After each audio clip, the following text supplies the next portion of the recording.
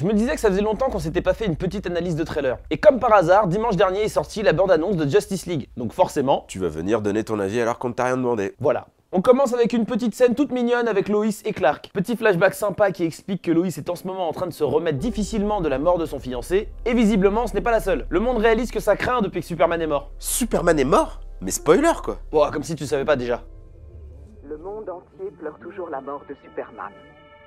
Les actes de violence, de guerre et de terrorisme se multiplient. Comment ça m'énerve? Les gens pleurent maintenant qu'il est mort alors que quand il était vivant, ils voulaient le tuer. Un moment, faut savoir les copains. On voit plusieurs scènes de bataille médiévale tout au long du trailer. Des humains mais aussi des Amazones qui affrontent les paradémons armés de Darkseid. Donc en fait, je pense que Darkseid, il a déjà essayé de mettre la main sur la Terre. Mais finalement, il a échoué. Il revient en mode badass des siècles plus tard en envoyant son neveu Steppenwolf. Mais c'est pas son neveu. Bah apparemment dans le film si. Ouais, ils ont encore défoncé toute l'histoire. Je crois qu'il y a autre chose.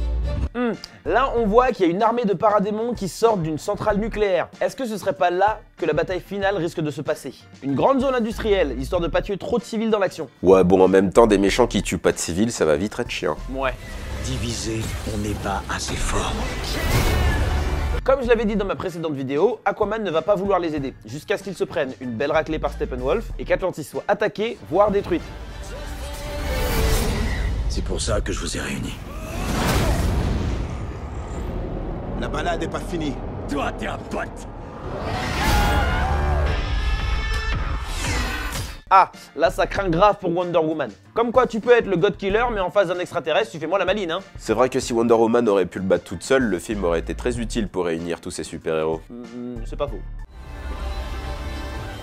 Le monde a besoin de Superman. Bon là on arrive au moment dont tout le monde parle. Est-ce que Supergirl est dans le film? Non. Au début je disais que non, mais là on est d'accord que sur le genre d'hologramme qu'on voit, les jambes sont vachement fines. Donc pourquoi pas? Mais il est aussi possible que ce soit une scène tout à la fin du film. Ou pas. Ou peut-être que c'est elle qui apparaît face à Alfred. Ou Superman. Je reste encore dans l'interrogation pour cette question. Pas moi.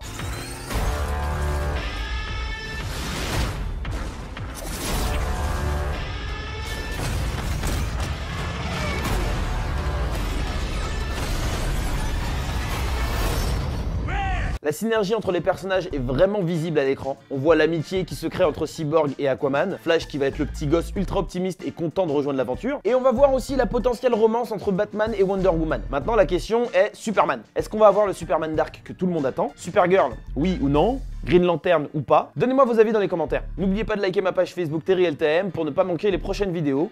On se retrouve plus tard dans la semaine où je vous parlerai du retour de Wolverine. Peace!